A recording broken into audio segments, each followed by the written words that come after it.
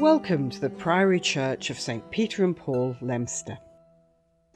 This site has been a place of Christian worship for over 1300 years. St David himself may have founded a church here in the late 6th century, but in those turbulent times it didn't survive for long. A century later, monks from Northumberland came to West Mercia, amongst them one called Edfrith. He converted the local chieftain Merewald, who'd inherited this part of the kingdom from his father, the much-feared heathen Penda of Mercia. As a sign of his gratitude, Merewald established a wealthy religious foundation here, of which Edfrith was the first priest. The site then was known as Llanllienni, the church in a place of streams. Between its foundation and the Norman conquest, the history of the priory here is far from clear. Monks or nuns may have occupied the site at various times, and a number of priests based here served villages over a wide area. There would have been frequent attacks by both the Welsh and the Danes, which meant serious hardship for the church and the settlement growing up around it. In 1123, Henry I, son of William the Conqueror, established a Benedictine priory here as a daughter foundation to his new Reading Abbey.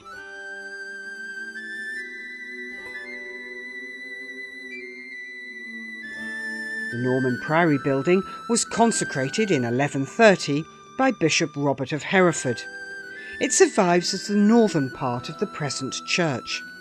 The original building would have been about twice as long, with transepts, central tower, presbytery, and later a lady chapel. Let's start our tour outside the Great West Door.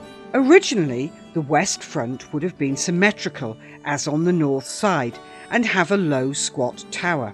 The west doorway and window contain wonderful 12th century stonework by the famous Herefordshire School of Carvers.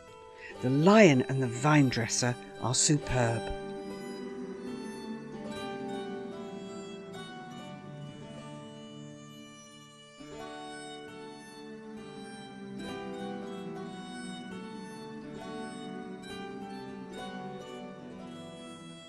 Let's go inside.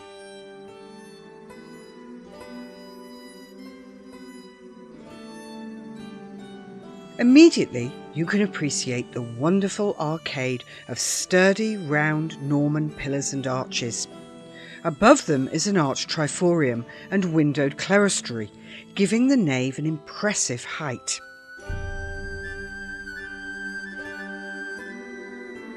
At the top of the steps in an arched recess, all that remains of the Norman south aisle is a consecration cross, reputedly touched by Bishop Robert in 1130. In the choir vestry, you can see the only surviving Norman aisle window.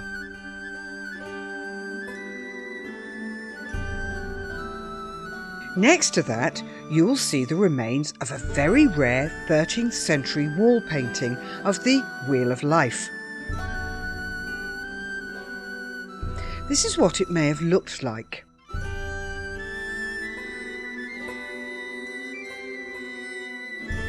In the 14th century, the base of the tower was reinforced when it was raised to its present 105 feet.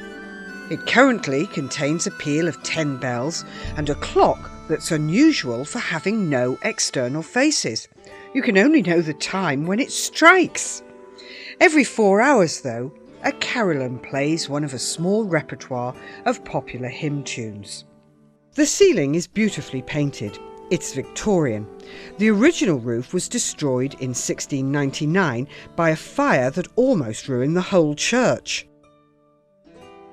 In the north aisle, you can see the top half of the doorway through which the monks entered from the cloister, processing to the presbytery where their services were conducted. The presbytery would have been separated from the rest of the church by a screen, the rood screen, on top of which would have been a large wooden cross, known as the rood. We know that there was a loft, a small gallery here, because parts of the access stairs are still there.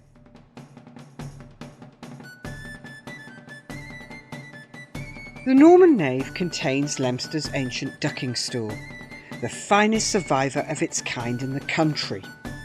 This one probably dates from the 17th century, though they've been used since Saxon times.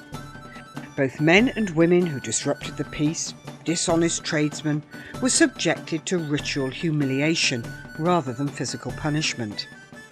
In 1809, Jenny Pipes from Leominster was the last woman in England to be punished on the ducking stool for being a common scold, being abusive in a public place. In both the 13th and 14th centuries, the church was extended to the south. This probably resulted from changes in forms of services, particularly the use of music, and also the growth of the town itself. Indeed, the market became such a centre for trade that it threatened Hereford's own, and steps were taken to prohibit Leominster's Saturday market. The nave of a church, traditionally the province of ordinary people, was used for a wide variety of non-church activities. The size of the central and south naves suggest people of wealth and influence. The Lady Chapel contains a 13th century piscina, which held holy water, and a 14th century sedilia, which provided seats for the priest and his 2 assistants at Mass. One of the Priory's greatest treasures is the large pre-Reformation chalice that contained the wine for communion. It was made in the early 16th century and probably had the image of a crucifix in one segment of the base, which could be seen by the congregation during the service.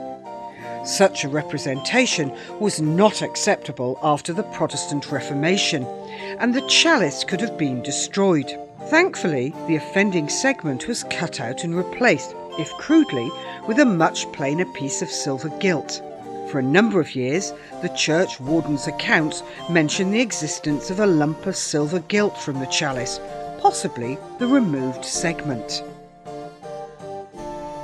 The stonework or tracery of the east window is a reproduction made early in the 20th century. However, the glass is a striking example of the work of Kempen Towers. It depicts St. Peter, the Virgin Mary, Christ on the cross, St. John and St. Benedict. In the south wall, there are a series of splendid 14th century windows with their ball-flower decoration, said to represent the world held within the Trinity. Together, they're one of the finest groups of decorated style windows in the country.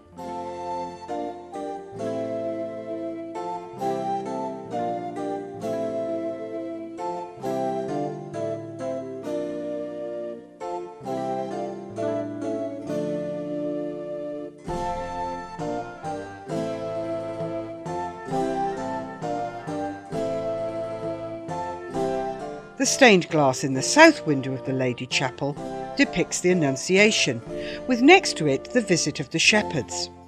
Both are by Charles Kemp, and the tiny wheat sheaf symbol used by his studio can be seen. The third window, which depicts the Visit of the Magi, is by the German school of about 1889.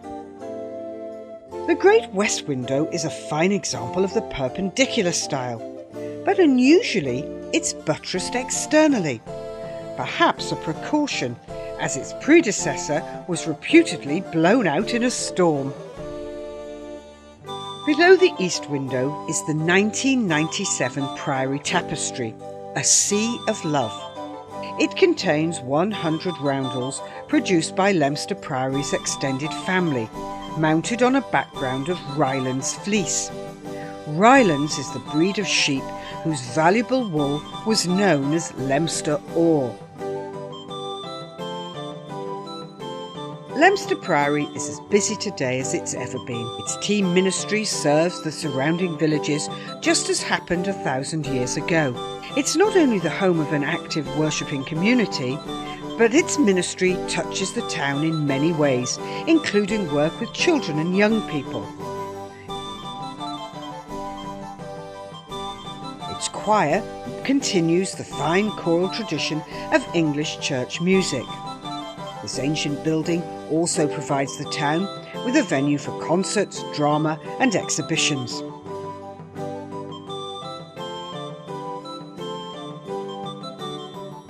We hope that you'll take the time to look around and explore the rest of the town. Guidebooks, leaflets and cards are available at the bookshop. If you've enjoyed your visit here, please tell others all about us.